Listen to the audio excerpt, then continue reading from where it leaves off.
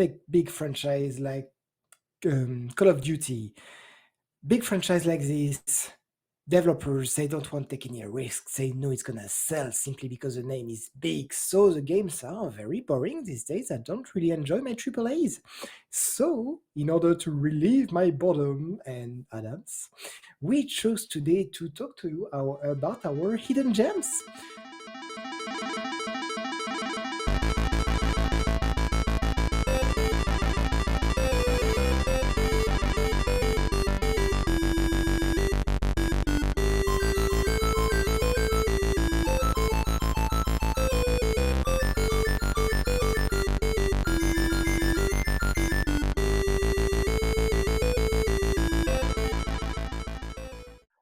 Okay, then I will continue with my second game. Sounds great. Eh, Yay, and it's a very old one that maybe some of you know, but not that many, I believe.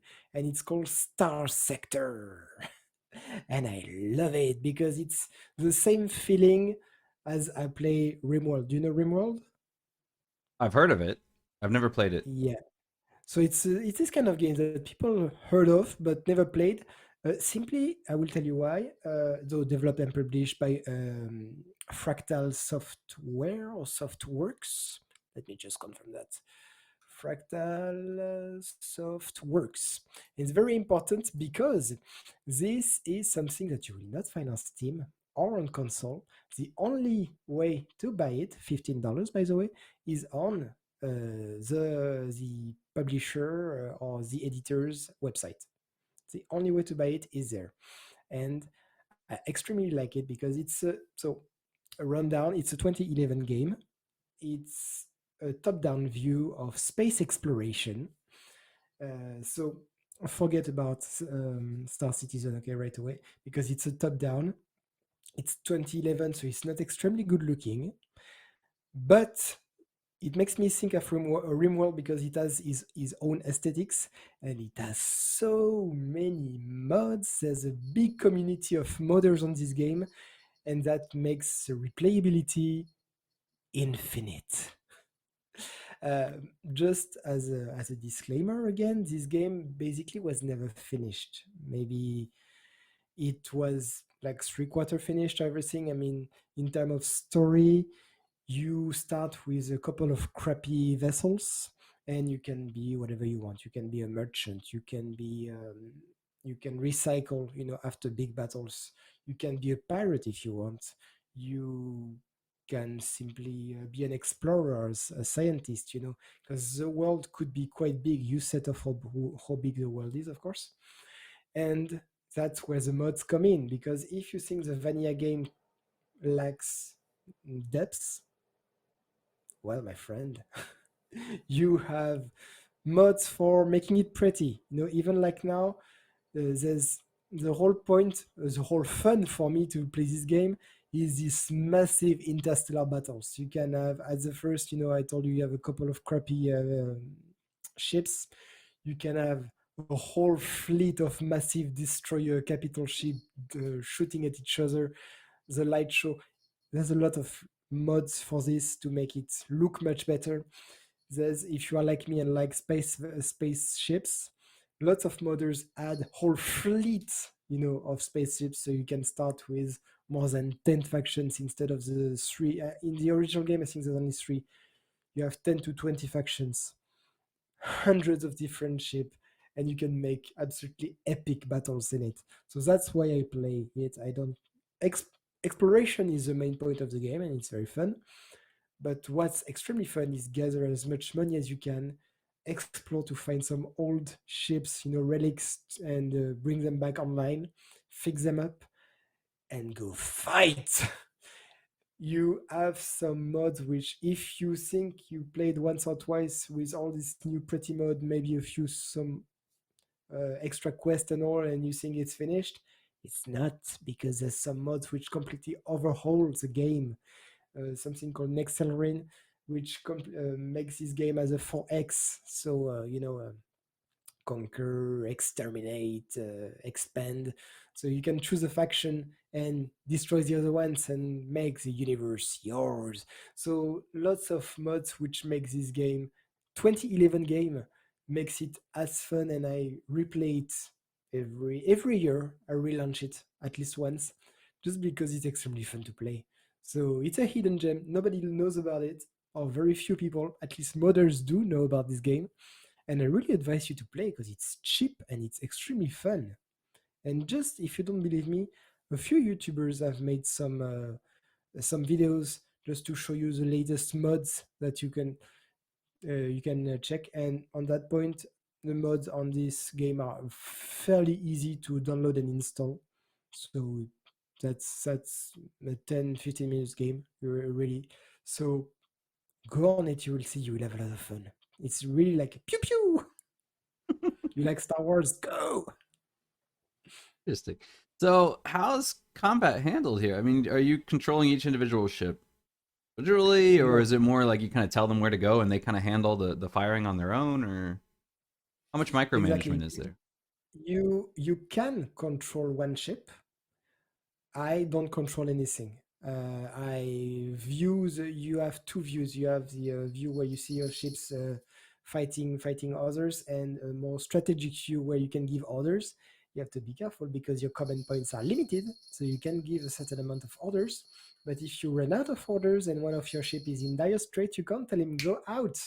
So each in the latest mods that I played, you can put officers on your biggest ships, up to 8 officers, and each of these officers are a different trait, personality. Some of them are very prudent, they will stay and just shoot with a long range weapon. Some of them are completely insane and doesn't matter what kind of ship they have, even if it's a small fighter, they just go in the middle of it. You have some are more balanced. They will only engage if the enemy is within range of their weapon and back off right away. So you have to manage with this because some of these AIs are desperately stupid. I really hate the hot-headed ones. You really have to keep your battle formations if you want to, especially against massive AI armada. There's a lot of relics fleet, old AI from when it's a bit like a Warhammer kind of setting. Once Earth and humanity expanded and then was kind of forgotten, and now you reconquer the stars. And you have a lot of this AI fleet who don't like when you mess up with their original protocols, and they will attack you on site. And they are seriously violent, really, really have big ships. So you like to have your battle formations really well organized, and you don't want to see one of your ships going wahoo. Like what was the meme, like Jenkins, yay? No. Roy Jenkins. Yeah, I was you gonna say don't Poe you don't Dameron from Star Wars. yeah, no, you don't want that. All No, you right. can you can play you can play your style however you want, but you need to have a lot of tactics and choose the right commanders for your ships. And of course you can completely um, manage your ships. You can put whatever weapons you want in each ship. As there space for rockets, lasers, hybrid, small, medium, large components or weapons. So that's up to you to find what's working the best. What you want as your rear guard, what you want in front. The big old bulky flagship to tank all the shots. Mm, yeah, there's three type of technologies. There's the old line. It's big piece of metal, so upon big piece of metals. There's nothing new about it, but it's big, bulky, and it's not gonna go down easily. And to the newer ships, which are like paper thin fragile, you shoot them, they explode, but they're extremely strong. They have massive lasers or stuff like this, and they're extremely deadly. If you put them in front, they're gonna die very fast. So that's why you have to find the balance in your fleet. That's so fun. Nice. Now, if you're controlling a ship individually, I'm noticing here with the shields, they don't seem to create a bubble. Sometimes they create maybe like only a quarter ahead of you or only like a semicircle. Are those just reacting to where you're taking damage, or can you kind of control how much energy you're dedicating to shields? Like how much That micromanagement depends. is there? So the micromanagement on your ship is insane. You will spend half the game or more, um, like fine tuning your ship, and that includes the mods you put into it. And some ships start with only 25-degree angle shield, Hmm. and if it's like me and I don't really like controlling my ship myself, I let the AI do. Sometimes the AI do stupid things, so that's an issue. But you can put some mods to extend the shield, as a bubble, or if you have a proper formation, you don't need a bubble, just in your front or your back or something like this. If you play by yourself, you can control where you want the shield. Okay. So if you're a more experienced player, I don't like it because you spend so much time fine tuning your ship. If you want to play your own ship, it's not that easy. You need a bit of an expert hand if you don't want to do some very silly stuff. So of course, if you play your ships, you are way more efficient than the AI, because sometimes the AI is doing very weird stuff. But most of the times, this works very well. Now, can you jump in and out? So, for example, if you had your fleet and then, uh, say, somebody is, you have one of your gung ho guys flying in there. Do you have? Could you jump in and take control of him and move him back, or once you've kind of engaged, you're kind of stuck in the outside? You can, but it's dangerous because you are commander of one ship, and if you want to take command of the other ship, your little commander is gonna go tack tack tack tack tack, go into a very small fighter, take the fighter, go to the other ship, which literally has 1 point of life. So you get shot, that's finished. You lose your battle. Your commander is dead, and then you can go yes on the other one and bring it back. But if by the point that he's already went, like gang ho and in the middle of the other ship, consider him dead. That's finished. If he broke formation, there's nothing to bring him back. All right, sounds good. Apparently, we just got a message here saying other side. It's from Twitch. So apparently, Twitch is not updating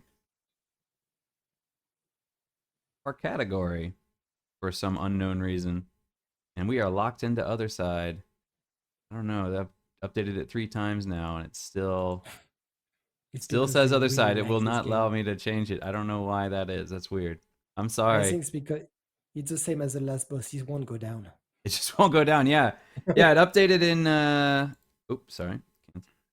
It updated in Facebook and it updated in YouTube, but for some odd reason, I don't know. Restream is not updating Twitch right now, and because of the way our thing is set up, no, we can never leave that game. We're stuck in it forever, which is fine with me because I do love it. Uh, I am enjoying that game so much, and in fact, I'll be honest. That game has been for me extremely hard not to play because I'm like I'm gonna play this entire thing on stream, and oh there it goes. Now it finally updated. Okay, I don't know why I did that. But it was extremely hard for me to during the week be like, I want to play some other side. I'm like, no, I gotta save it for the stream so everybody can follow along with what I'm doing. So this week I went back all the way to the beginning, first level, and I said, okay, I'm gonna start from the beginning, and that way it'll give me an excuse because I'm definitely not gonna beat the boss, but that gives me an excuse to play during the week to catch up to where I am, and I don't have to play on stream. So, but that is a fantastic game, and I love it, and that is definitely a hidden gem, and I would have talked about that one, but I've already talked about it before, so that is the only reason I am not talking about it.